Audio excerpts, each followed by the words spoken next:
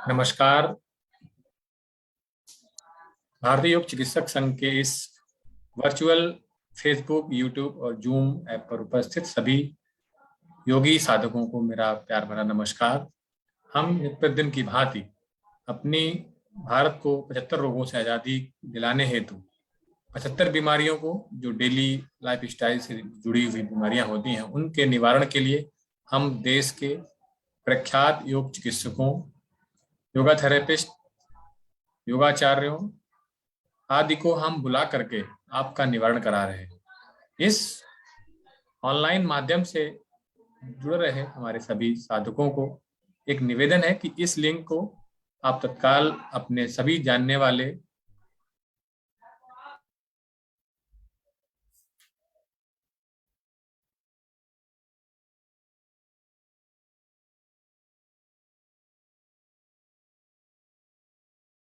माताओं बहनों के लिए बहुत ही लाभकारी है।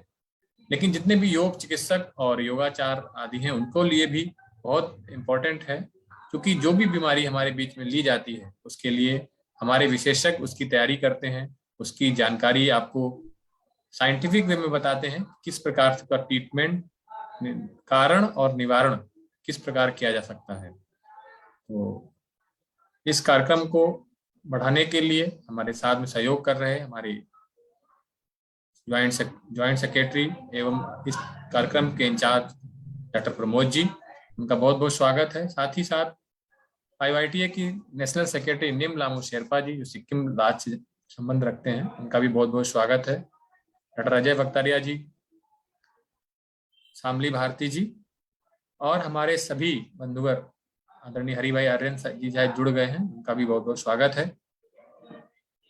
मैं निवेदन करूंगा डॉक्टर प्रमोद जी से कि इस कार्यक्रम को आप अपने माध्यम से आगे बढ़ाएं। Mike over to you doctor Pramod ji. बहुत बहुत धन्यवाद आचार्य विपिन पथिक जी। आज के इस वर्चुअल प्लेटफॉर्म पर उपस्थित आप समस्त महानुभाव को हृदय से प्रणाम। आज का जो विषय है वो है पीसीओडी। लगभग सभी इस नाम से परिचित हैं। महिलाओं से रिलेटेड ये एक ऐसी समस्या है जो अपने आप में समस्या ना होकर के समस्याओं की माँ है। इस डिजीज से रिलेटेड न जाने कितनी ही अन्य बीमारियां हैं जिनकी वजह से आज लगभग हर घर में हमारी माताएं बहनें पीड़ित हैं। आज का जो विषय हमारे बीच में लेकर के आए हैं, हमारे ही परिवार की सदस्य हैं, हमारे परिवार की मुखिया हैं, डॉक्टर ममता गोरा जी। आप गोल्ड मेडलिस्ट हैं योग में। आप एक्स मेडिकल ऑफिसर रहे हैं गुरु नानक देव हॉस्पिटल लुधियाना में। आपने योग में 2002 से आप क्लिनिक चला रहे हैं और देश के जाने माने प्रतिष्ठित डॉक्टरों में आपका नाम शुमार होता है। आपका अनुभव वास्तविकता में हम सब के लिए बहुत उपयोगी सिद्ध होने वाला है। और क्योंकि आप स्वयं भी महिला हैं, तो पीसीओडी के बारे में जिस तरीके से आप हमें समझा पाएंगे, शायद ही इस विषय में कोई अन्य हमें बता पाता। आप काफी अनुभव रखते हैं इस विषय का और मैं चाहूंगा कि आज के इस ज्वलंत विषय पर आप अपनी ज्ञानवाणी से हम लोगों को आशीर्वाद प्रदान करें, ताकि जो भावी शिक्षक और चिकित्सक हमारे बीच में उपस्थित हैं वो लोग इस बीमारी को और बेहतर तरीके से जान पाएं और साथ ही इस बीमारी को भारत जैसे देश में जहां महिलाओं को देश की आधी आबादी कहा जाता है, उसको उनको मुक्ति दिला सकें। मैं निवेदन करूंगा आदरणीय ममता गोरा जी से, वो आए और आज के उद्बोधन को शुरू करें। धन्यवाद मैडम। नमस्कार सभी आदरणीयों को मेरी तरफ से सादर भरी नमस्ते।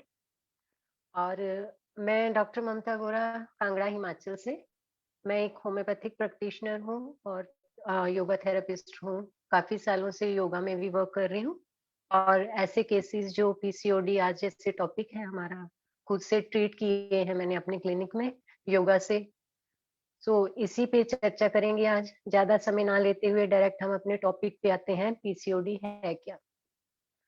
जो पीसीओडी है उसका क्या कहते हैं, पॉलीसिस्टिक ओवरी डिसऑर्डर कहा जाता है उसे। तो ये होता है एक प्रकार का हार्मोनल विकार होता है जो रिप्रोडक्टिव एज जो होती है फीमेल्स की, उसके दौरान मेनली होता है। जैसे 15-16 साल से स्टार्ट होके तो 40-45 इयर्स तक इस दौरान ये वाली डिजीज हो सकती है। तो जो हर 10 में से एक महिला है उसको ये डिसऑर्डर होता है, उससे परेशान है, जबकि वो इसके बारे में अवेयर नहीं होती है, क्योंकि बहुत सारे सिम्टम्स होते हैं, वो जनरली ले लेती हैं इन चीजों को। तो जब तक उनको बहुत ज्यादा सिवियरिटी नहीं आ जाती है तब तक वो इससे अवेयर नहीं होती हैं, जब तक कि डॉक्टर के पास नहीं पहुंच जाए।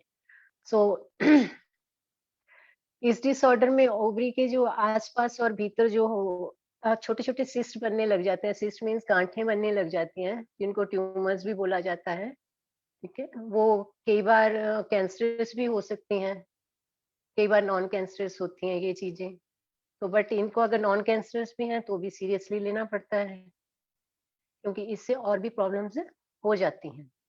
तो शुरुआत में तो इस डिसऑर्डर का तो पता नहीं चलता है, तो धीरे धीरे जब कुछ समस्याएं आने लग जाती हैं फीमेल्स की रूटीन लाइफ में, जैसे इरेगुलर पीरियड्स होना, जहाँ आफ्टर मैरिज कंसीव ना कर पाना, तो ये बहुत से कारण रहते हैं। तो तब वो जाके डॉक्टर से कंसल्ट करती हैं लेडीज, तब उन्हें एग्जैक्टली पता चलता है कि उनको क्या प्रॉब्लम है।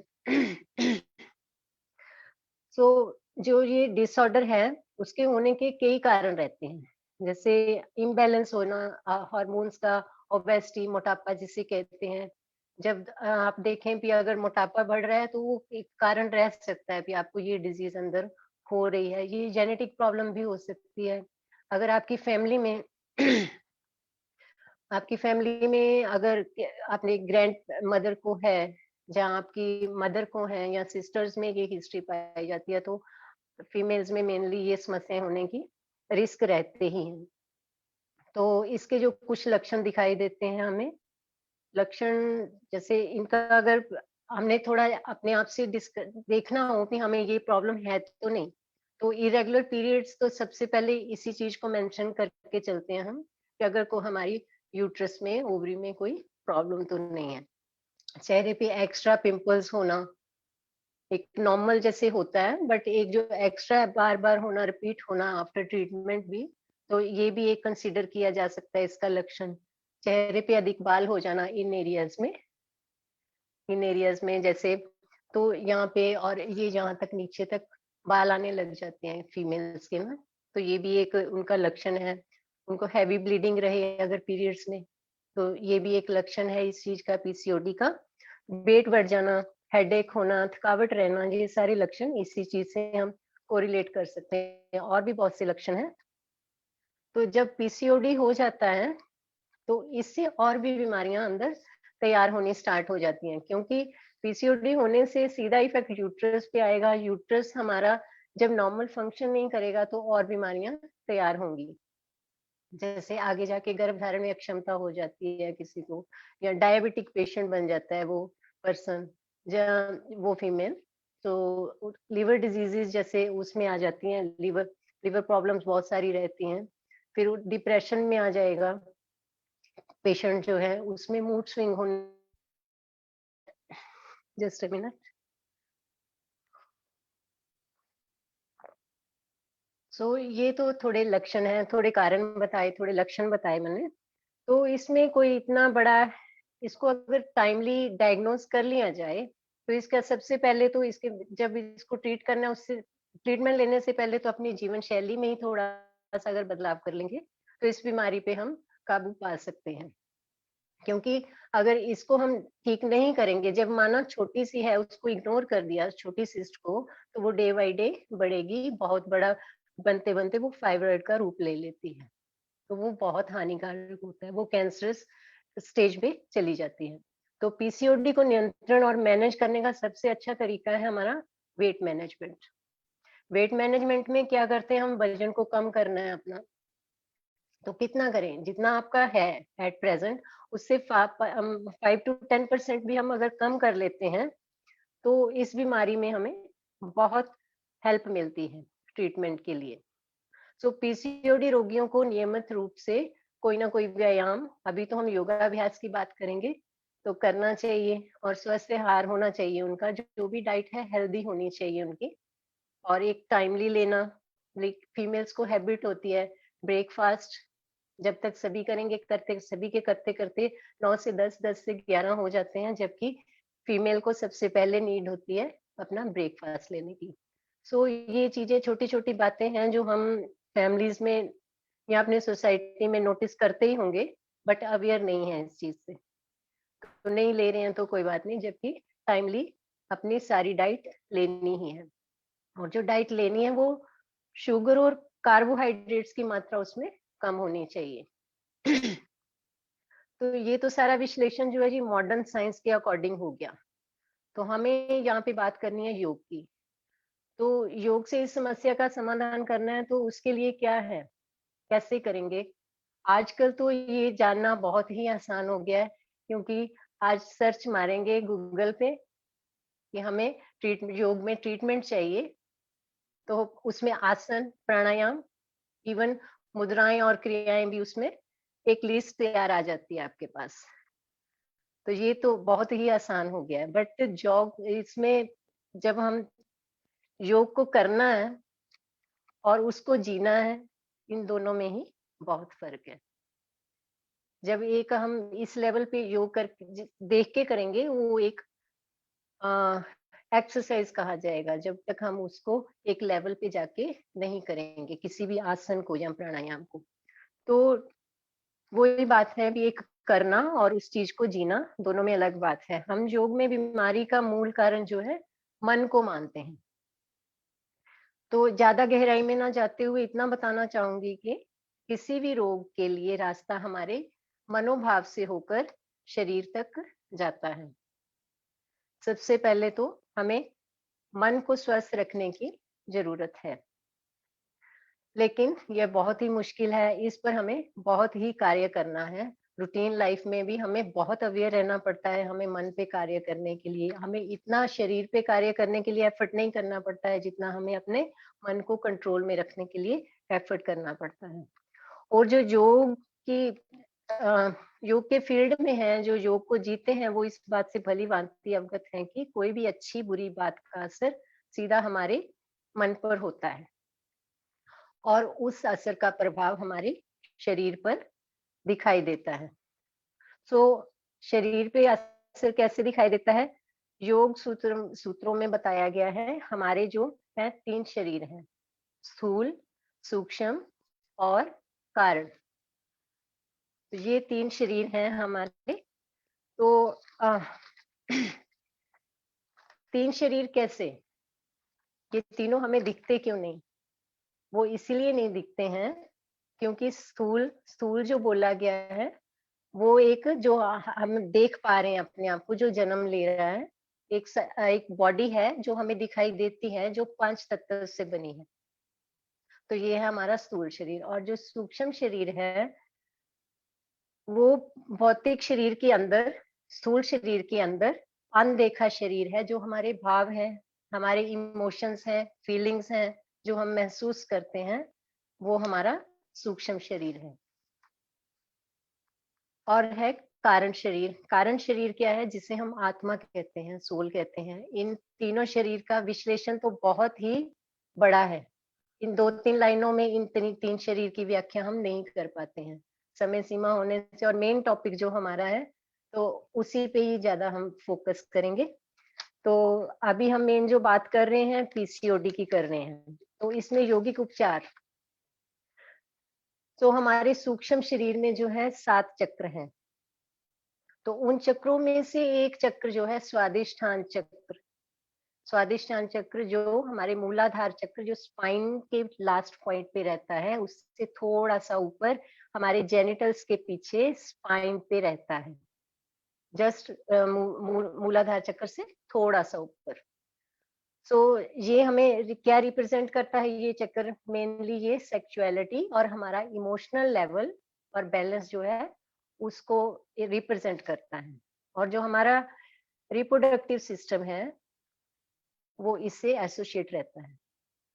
तो जो हमारा इमोशनल लेवल डिस्टर्ब होता है ना, किसी भी बात से, चाहे कोई भी कारण रहता है डिस्टर्ब होने का, तो हमारे मन पे स्ट्रेस आ जाता है। तो स्ट्रेस में जब आना, स्ट्रेस में आने के बाद हमारे हार्मोनल चेंजेस होने लग जाते हैं। चाहे वो मेल्स हो चाहे फीमेल्स हो। अभी तो हम फीमेल्स की बात कर रहे हैं, मेल्स में भी प्रॉब्लम्स होती हैं, सेक्सुअल प्रॉब्लम्स होती हैं, वो भी इसी वजह से होती हैं।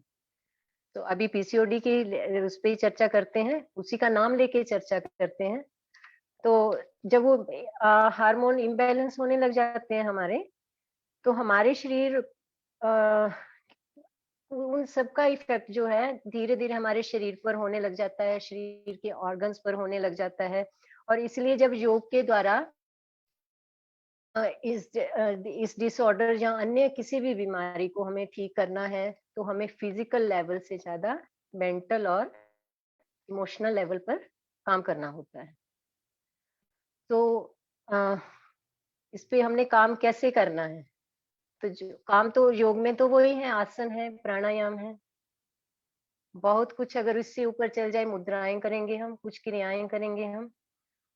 तो उन्हीं चीज़ों को हमने जब करना है, एक एक्सरसाइज़ से बड़े ऊपर लेवल पे जाके करना है हमें। सुपरफिशियली नहीं करना, उसको डेप्थ में जाके करना है, पूरी कॉन्शियसनेस के साथ करना है, कंसंट्रेशन के साथ करना है। तो अभी इसके बारे में डिस्क्राइब करेंगे। मेनली हम उपचार पे ही इसमें बात करेंगे, हमें कौन से आसन करने हैं, बट करने कैसे हैं, मेन फोकस हमारा ये रहेगा। जब हम कोई भी आसन करते हैं, सबसे पहले तो स्थिति में जाने के लिए जल्दी से हमें उस स्थिति में जाना ही नहीं है। फर्स्ट पॉइंट, ठीक है ना? सबसे पहला यही रहता है, क्योंकि कई बार हम कहते हैं आप ताड़ासन करिए, जस्ट एकदम से पोजीशन ली, ये ताड़ासन में आ गए हम। जबकि इसका सही प्रोसीजर क्या है? समस्थिति में खड़े हो जाएं, सीधे खड़े हो जाएं, ठीक है? जो योगा में है वो समझ रहे हैं जो मैं कह रही हूँ। जो एक जनरल अगर ज्वाइन कर रखा है तो आप इस चीज को समझें। समस्थिति मतलब एकदम से हमें स्टेबल खड़े रहना है। धीरे से श्वास भरते हुए बाजू ऐसे बिल्कुल पीछे से ले जाते हुए हमें फुल स्ट्रेच, देखिए अभी साथ के साथ ये फुल स्ट्रेच होता जाएगा। जब हम सांस भरते हुए ऊपर को जाएंगे वो साथ में प्राणायाम भी होता जाएगा। तो इसको फिर जाके हम पोजीशन में आएंगे और स्लोली फिर वापस आना है। जब हमें आसन में जाना है तो होल्डिंग टाइम उसका बहुत मैटर करता है, आपका ब्रेथ बहुत मैटर करता है। तो हमने उन सब चीजों पे फोकस करके ये सारे आसन और प्राणायाम करने हैं। तो ये थी थोड़ी इस विषय में जानकारी। तो इसके उपचार में जो आसन और प्राणायाम लाभकारी हैं, तो अगर आप आचार्य जी परमिशन दें तो मैं साथ-साथ में थोड़ा-थोड़ा डेमो देती जाती हूँ। बिल्कुल, बिल्कुल मैम, आप आसन, प्रैक्टिकल है ना? अभ्यास करें आसन, हाँ जी। ताकि एक हाँ, ताकि वो जो तो है कुछ सेकंड के लिए करूँगी आसन में, बट उसमें जाना कैसे है, वापस कैसे आना है, वो सारा बता के, तो उसको फिर आगे कंटिन्यू करते हैं। तो अभी बिल्कुल। हाँ जी, प्रैक्टिकली थोड़ा-सा हम देखते हैं।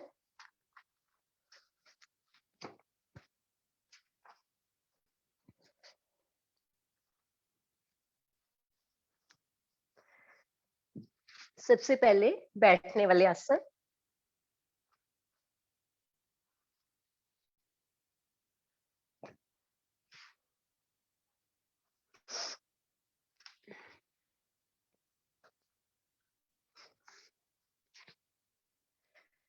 बैठकर किए जाने वाले आसन में सबसे पहले तो एक तो सीधे बैठने का जो हमारा है तरीका।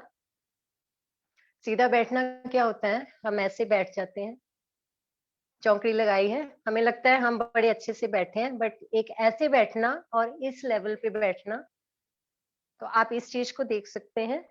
शोल्डर्स पीछे की तरफ रहेंगे, चेस्ट आगे की तरफ रहेगी, बैक का ये पूरा कर्व बना रहेगा ये। और ऐसे बैठना और ऐसे बैठना, जब हमारी स्पाइन की पोजीशन ठीक हो जाती है, हमारी 40 टू 50% बीमारियां अपने आप धीरे धीरे धीरे धीरे कम होने लगती हैं। उसके बाद जैसे एक वक्रासन लेंगे। वक्रासन में जाने के लिए वक्रासन का जो है पोजीशन वो सभी को पता होगी क्या है।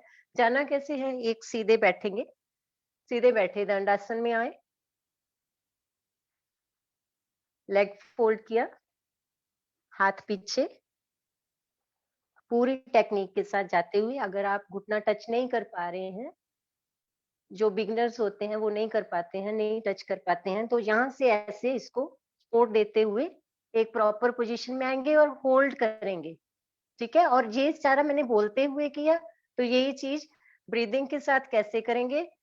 Breathe in, out, in, out and hold. अगर आप ज्यादा देर नहीं रोक सकते हैं तो साधारण ब्रीदिंग के साथ पूरा ध्यान अपनी ब्रेथ पे रखेंगे, श्वास पे रखेंगे, और इस आसन पे को करते हुए जितना भी आप करना चाहें, 10 सेकंड, 20 सेकंड, 30 सेकंड, तो उसके बाद आप वापस आए। उसको फिर दूसरी तरफ से आपने रिपीट करना है। ठीक है, दूसरी तरफ से भी ऐसे ही करते हुए तो सेम आपने रिपीट करना है, सेम टाइम देना है दोनों साइड से।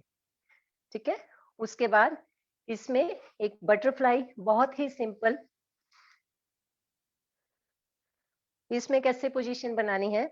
हमारी जो टोज हैं, पैरों की उंगलियां हैं, हाथों की उंगलियों की प्रॉपर ग्रिप बनाते हुए बैक और नेक तो स्ट्रेट रखना ही है, उसमें कोई कॉम्प्रोमाइज नहीं करना है। ठीक है, लेग्स आपकी जितना भी डाउन जाए ओके, यहाँ भी रहती हैं तो भी ओके। हाँ जी, चलिए फिर इसको करते जाएंगे कंटिन्यू। आप अपनी कैपेसिटी के अकॉर्डिंग 100, 150 तक ये कंटिन्यू कर सकते हैं। उसमें होल्ड रखेंगे, देन रिलैक्स। फिर नेक्स्ट वज्रासन में जाने के लिए वज्रासन में बैठेंगे। वज्रासन में जाएंगे, सुखासन में आना है और सीधा बैक साइड क्रॉस कर जाना है। ठीक है, वज्रासन। वज्रासन में सिंपली बैठना ही एक अपने आप में आसन है और बहुत अच्छी क्रिया है। तो जब भी खाना खाएं, आप 3 टाइम खाना खाते हैं, तीनों टाइम बैठ सकते हैं। इसमें इकलौता आसन है जो हम खाना खा के कर सकते हैं। तो जब हम ट्रीटमेंट ले रहे हैं तो एक तो ये पूरे एक सीक्वेंस में करना होता है। इसका ट्रीटमेंट जो भी एक लयबद्ध में उसमें जाएगा, आसन होंगे प्रॉपर, फिर प्राणायाम होगा, उसके बाद क्रियाएं, मुद्राएं होंगी, तो इस वे में जाना है। तो वज्रासन, वज्रासन से हम मंडूक आसन में जाएंगे। मंडूक आसन के लिए मुष्टि मुद्रा, मुष्टि मुद्रा, फिर ये नकल्स को टाई करेंगे ऐसे, सांस भरें। इसको भी कैसे करते हैं मंडूकासन के लिए बोले? आप मंडूकासन करिए ऐसे करके, कोई जस्ट ऐसे फटाफट। इसका क्या इफेक्ट हुआ? कोई इफेक्ट नहीं होगा इसका। तो इसको भी जैसे बोला जाए वज्रासन में बैठे तो बैठे, उसको जल्दी नहीं करना है, बैठे, फिर पोजीशन ली प्रॉपर, हाथ टिका दिए नेवल के पास, सांस भरें, फिर सांस छोड़ते हुए टमी बिल्कुल खाली करते हुए, हेड डाउन करते हुए, फिर प्रॉपर पोजीशन में आ जाना है। फिर सांस भरते हुए वापस, फिर आपने हाथों को नॉर्मल पोजीशन में रख देना है। सो एक जो टेक्निक है उसको अगर प्रॉपरली फॉलो करेंगे तो ट्रीटमेंट में बहुत फायदा होता है। तो इसी में सुप्त वज्रासन आ जाता है। स्लोली बैक साइड पे जाते हुए कोहनी का सहारा लेते हुए बैठ जाएंगे। तो ये है हमारा सुप्त वज्रासन। वापस आने के लिए कोहनी का सहारा लेते हुए वापस से उठ जाएंगे। ठीक है, ये छोटा छोटा डेमो है, इसके लिए बहुत टाइम लगता है। ये पूरा प्रोसीजर 1 घंटे, 1-1.5 घंटा चलता है। ये जो जितने भी आसन है 10-12 जो बताने जा रही हूँ, तो 1-1.5 घंटे का प्रोसीजर है ये सारा। चलिए, जब हम सुप्त वज्रासन से उठते हैं उसके बाद हमें शशांक पोज में जाना है। शशांक पोज में जाना बहुत ही बेनिफिशियल है, इससे यूट्रस हमारा स्ट्रांग होता है। ठीक है, ऐसे स्लोली धीरे आप घुटने जोड़ के भी जा सकते हैं, घुटनों को थोड़ा सा स्पेस दें बीच में, और स्लोली आपने आगे जाना है बैक स्ट्रेट रखते हुए। बैक पे कर्व नहीं आना चाहिए बाहर की साइड।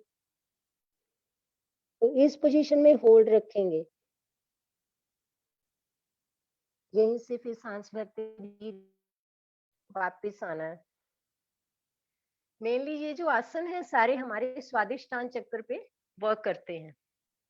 तो ये स्पेशली आसन इसीलिए चुने गए क्योंकि ये सारे आसन किसी ना किसी उसमें किए जाते हैं। किसी ना किसी बीमारी में लगभग आसन कोई ना कोई यूज हो जाता है, रिपीट होता है। बट एक पर्टिकुलर बीमारी के लिए जैसे एक सीक्वेंस बना है कि आपने ये करने हैं, तो ये सारे आसन जो हम कर रहे हैं सारे स्वादिष्टान चक्र पे वर्क करते हैं। इसके बाद पेट के बल लेटने वाले आसन जो हैं, शलभ आसन। शलभ आसन के लिए स्थिति लेंगे,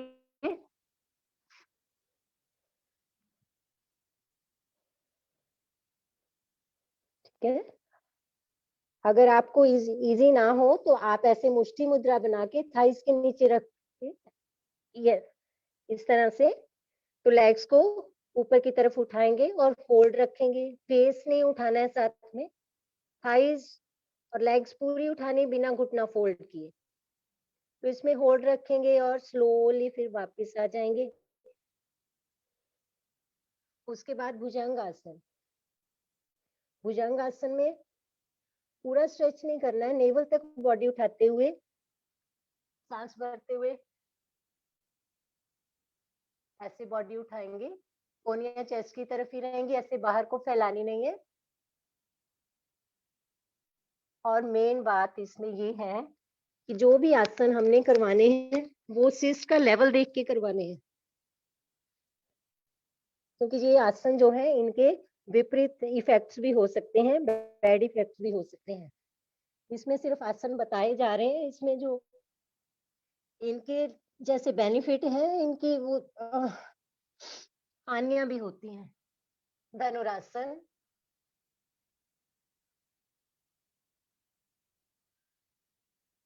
की जैसे डेमो है जी। उसके बाद बैक पे पीठ के बल लेटेंगे। पीठ के बल लेटने वाले आसन जो है,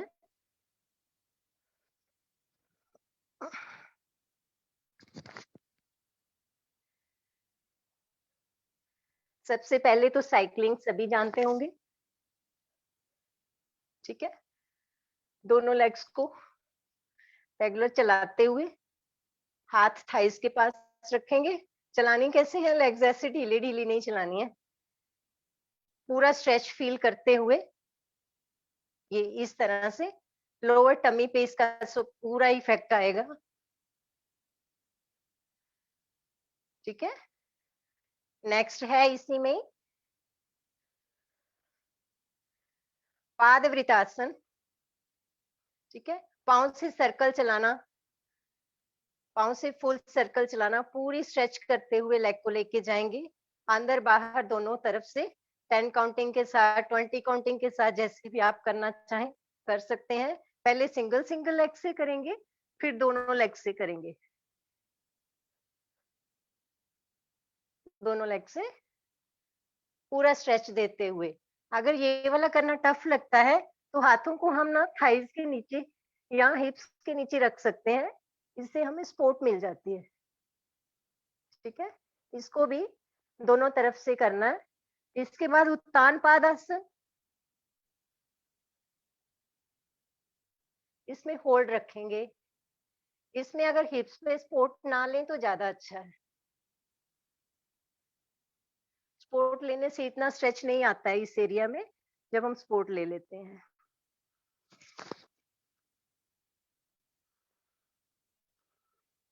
हर आसन करने के बाद आपने डीप ब्रीथ करना है, 3 से 5 बार लंबी गहरी श्वास भरनी है।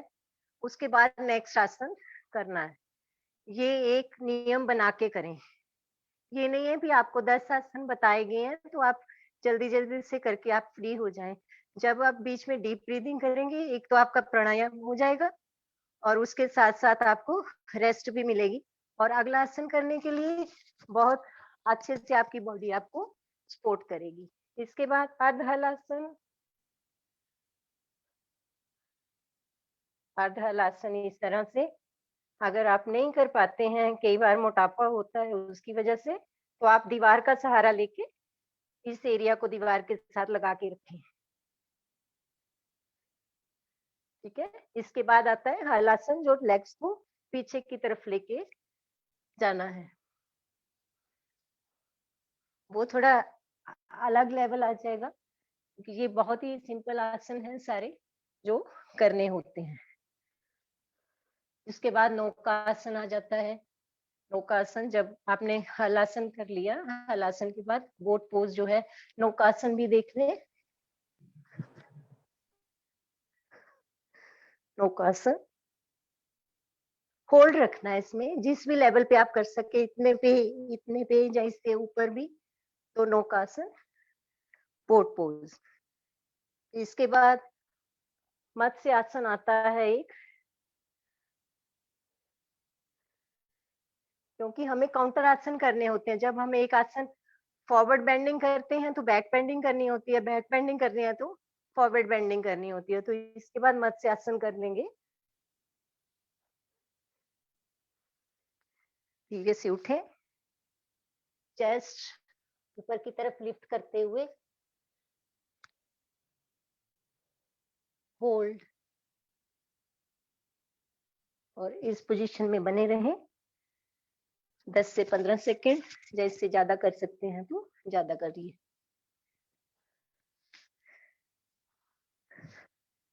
ये सभी आसनों के बाद शवासन बहुत ही जरूरी है। जब आप पीठ के बल आसन कर रहे हैं लास्ट में, तो आप शवासन में लेट सकते हैं। शवासन में जब जाना है तो उस स्थिति में आपने बिल्कुल अपनी बॉडी को रिलैक्स छोड़ते हुए, रिलैक्स छोड़ देना है, शरीर को ढीला छोड़ना है, शरीर के अंदर पूरा फोकस करना है। अपने पांव से लेके हेड तक एक एक पार्ट को महसूस करें, उससे आपका ध्यान लग जाएगा, मेडिटेशन भी साथ साथ में हो जाएगी। सो ये जो सारी चीजें हैं, तो इसको एक प्रॉपर सीक्वेंस में करना है आपने, ठीक है। ये हमारे आसन है। इसके बाद प्राणायाम का बताती हूँ मैं।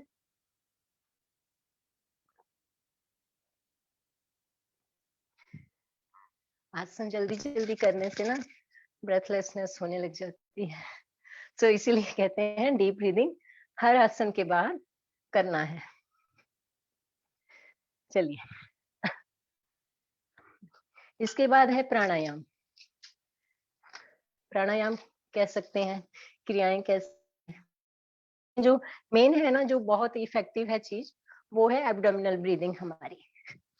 एब्डोमिनल ब्रीदिंग क्या है ये देखें। टमी, टमी पे हाथ रखिए, राइट हैंड, राइट हैंड, और सांस भरें।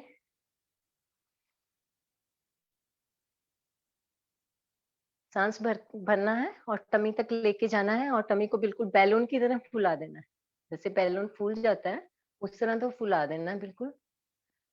अगर होल्ड रख सकते हैं तो होल्ड रखें, और धीरे से फिर खाली करते हुए बिल्कुल खाली कर देना है।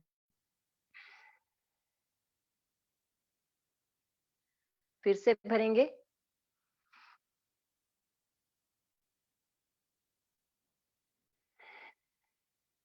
खाली करेंगे। ये भी लंबा प्रोसीजर है, 5 से 10 मिनट करना चाहिए ये भी। एब्डोमिनल ब्रीदिंग, वैसे तो 3 टायर ब्रीदिंग आती है, abdominal, chest breathing, throat breathing. तो इसमें जो है एब्डोमिनल ब्रीदिंग बहुत ही वर्केबल है।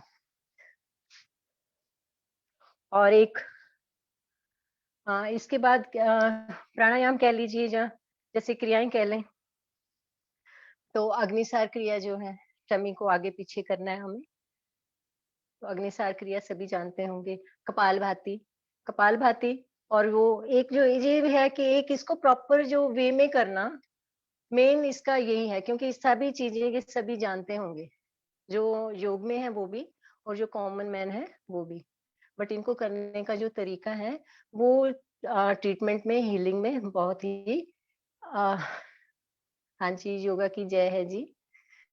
तो क्योंकि पेशेंट ठीक हुए हैं इससे, तो इसलिए मैं ये एब्डोमिनल ब्रीदिंग का बताया, अग्निसार क्रिया का बताया, कपालभाति का बताया। कपालभाति करने के लिए भी एक प्रॉपर सीक्वेंस में करें, उनको 3 राउंड में ही करें।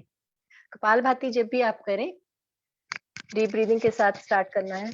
3 बार लंबी गहरी श्वास भरनी है, छोड़नी है। फिर जब कपालभाति स्टार्ट कर देंगे, उसका हमने 60 काउंट करें मिनिमम, फर्स्ट टाइम 60 काउंट। फिर डीप ब्रीथ करें बीच में, फिर से 60 काउंट। 60 काउंट में स्ट्रोक जो देने हैं कपालभाति में, ठीक है। और उसके बाद 120, थर्ड राउंड में 120 काउंट। तो ये स्टार्टिंग का है, जो आप इसका बताया कपालभाति स्टार्ट करने के लिए 60, 60 एंड 120 राउंड, 3 राउंड में हमें कंप्लीट करना है। हमें जल्दी जल्दी से 200 कपालभाति करके नहीं हट जाना। अभी हमने 200 किए, 300 किए, उनका इफेक्ट जो होगा और जो इस सीक्वेंस में करने का इफेक्ट होगा, वो आप खुद से देखेंगे कि कैसे इनमें दोनों में फर्क है। और उसके बाद ये प्राणायाम, इसमें तो कुछ भी एडिशंस कर सकते हैं और हम, ठीक है। प्राणायाम के बाद ध्यान लगाएंगे, ध्यान को थोड़ी देर मेडिटेशन में बिठाएंगे, उससे माइंड कूल होगा, काम होगा। तो ये सारी बातें तो हमारी इससे रिलेटेड हो गई। उसके बाद लास्ट में एक बहुत ही महत्वपूर्ण बात, अगर लाइफ में किसी के भी प्रति बैर, विरोध, द्वेष इत्यादि की भावना जो है उसे ना रखें। अगर आप ऐसे नहीं भी हैं, अगर आप में ऐसी कोई भी डिसक्वालिटी जो है नहीं है, तो भी अगर आपके प्रति, चाहे आपका परिवार है, आपकी फैमिली या सोसाइटी में ऐसी भावना रखता है, जहाँ कोई बात आपको कहता है जो आपको बुरी लगती है, उसको अपने मन पर असर ना होने दें। ये चीज आप अपने आगे क्या कह सकते हैं, जो आपके पास ट्रीटमेंट लेने आएंगे या सिंपल योगा भी करते हैं, ट्रीटमेंट नहीं लेते हैं, तो उनको भी समझाएं। कोई भी ऐसी बात मन पे आने ना दे। इमीडिएट इफेक्ट तो होगा ही होगा, कोई बुरी बात बोलेगा, वो रिएक्शन जो है उसको कंट्रोल करते हुए उस भावना को अपने अंदर से खत्म करना है। कैसे करना है? उस समय डीप ब्रीथ करिए, पानी पीजिए, जैसे भी हो सकता है। तो इस चीज को, क्योंकि क्या होता है, जैसे एक धागा होता है, उसको लूज ऐसे लेके रखते हैं, तो उसमें गांठें सी, नॉट सी अपने जब उलझता है तो नॉट सी बनती जाती है। उसी तरह हमारे शरीर में ये जो बातें हैं, वो हमारी ग्रंथियों में सूक्ष्म शरीर, जिसको जो डिस्क्राइब किया ना, उस पे इफेक्ट करती है। ये फिजिकली दिखाई नहीं देती चीजें हमें। तो ये योगा में जो है वो बहुत अच्छे से जानते हैं जो बातें। तो ये वही रिपीट कर रही हूँ मैं। तो हमारी ग्रंथियां जो है उनमें नॉट्स बनती जाती हैं, नॉट्स बनती जाएंगी। एक किसी ने कुछ बोला तो वो एक नॉट बन गई, उसको जब हमने अपने अंदर ले लिया, चाहे गुस्से के रूप में या किसी भी रूप में, हमें ऐसा क्यों कहा जाए, जो भी है। सो इस चीज से हमें परे रहना है। अगर बन भी गई हैं गांठें तो निकाल सकते हैं, हमें प्राणायाम पता है करना है, मेडिटेशन पता है करनी है। अपने आप पे फोकस करिए, अपनी ब्रेथ पे फोकस करिए, तो ये हीलिंग में ही वर्क करती हैं सारी चीजें। तो इसलिए तभी कहा जाता है कि व्यस्त रहें, मस्त रहें, स्वस्थ रहें। इन्हीं शब्दों के साथ आज का सेशन मैं समाप्त करना चाहूंगी। सो आप सभी का बहुत बहुत धन्यवाद। आचार्य जी आज्ञा दें। बहुत बहुत धन्यवाद मैडम ममता गोरा जी। बहुत ही सुंदर तरीके से और बहुत ही विस्तार से आपने आज की इस डिजीज को समझाया, और मैं आशा करता हूं कि वास्तविकता में आपके द्वारा बताए गए जो निर्देश हैं उनको अवश्य में सभी पालन करेंगे और वो उनके लिए उपयोगी सिद्ध होंगे। जैसा कि आपने बताया कि हमारे जो शरीर में जो हमारे विचार होते हैं वो कहीं ना कहीं रोग बन करके उभरते हैं। तो साथियों, बहुत ही गौर करने की बात है, बहुत ही समझने लायक बात है कि योग भी कहता है कि कोई भी बीमारी जो है वो आपके शरीर में मन से होकर के जाती है। अगर आपका मन है वो विचलित है, तो जो आपकी ग्लैंड्स उससे जुड़ी हुई हैं वो डिस्टर्ब हो जाएंगी, उनसे आपको हार्मोन सिक्रेशन जो है वो कमजोर पड़ जाएगा, और जब आपकी बॉडी को प्रॉपर हार्मोन्स नहीं मिलेंगे तो आप किसी न किसी प्रकार के रोग से जो है पीड़ित हो जाएंगे। ऐसा साइंस कहती है कि कोई भी बीमारी होती है वो सबसे पहले साइकिक लेवल पे आती है, फिर वो साइकोसोमेटिक होती है, फिर वो आपके ऑर्गन्स में आती है, और फिर वो फिजिकल बॉडी में प्रेजेंट होती है। तो ये जो आपका पीसीओडी है, बहुत सारे मेरे पास बहुत सारे पेशेंट ऐसे आते हैं जो इससे ग्रसित होते हैं, और ये पीसीओडी आगे चल करके बैक पेन बन जाता है, फाइब्रोमाइल्जिया बन जाता है, और न जाने कितने ही बीमारियों में इसके अनेकों रूप हैं। ये केवल 4 शब्दों की बीमारी नहीं है, इसके साथ 40 अन्य रोग भी जुड़े हुए हैं। और हमारी जो माताएं बहनें हैं वो अक्सर इन चीजों को समझ नहीं पाती हैं।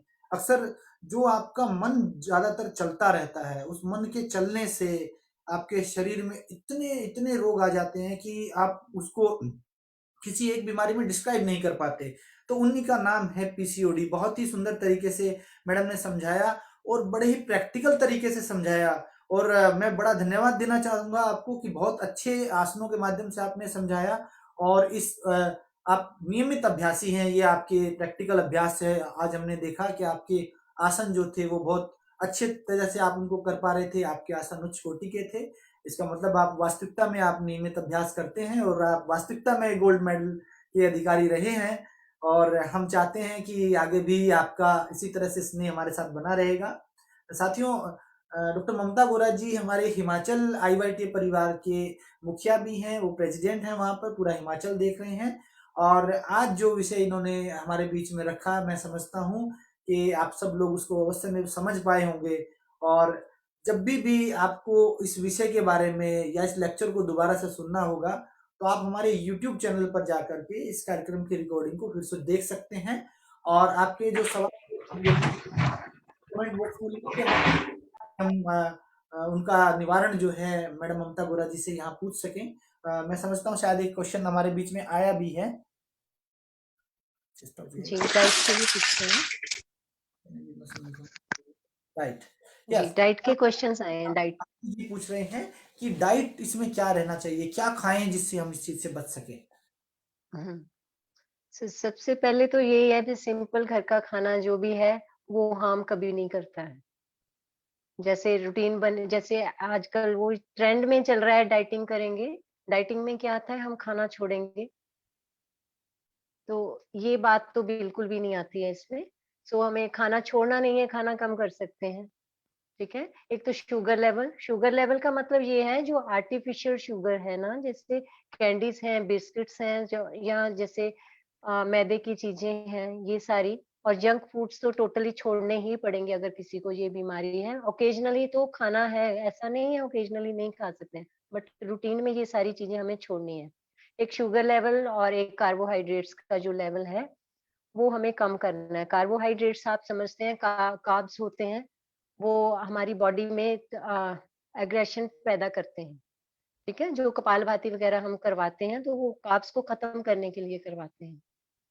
तो ये चीज़ें हैं जो छोटी-छोटी हैं।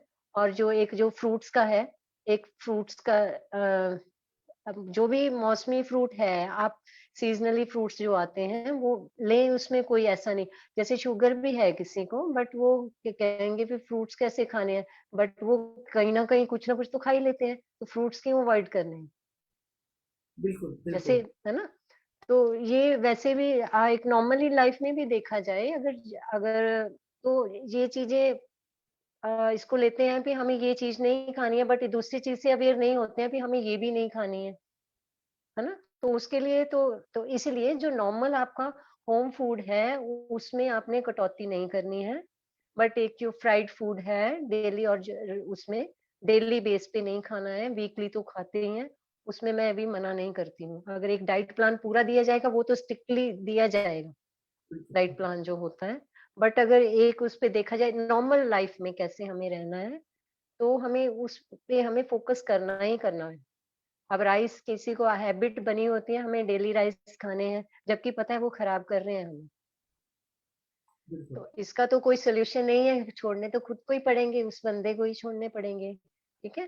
तो ये सारी बातें होती हैं, तो पर्टिकुलर जो डाइट प्लान्स हैं, वो तो अवेलेबल है ही हैं।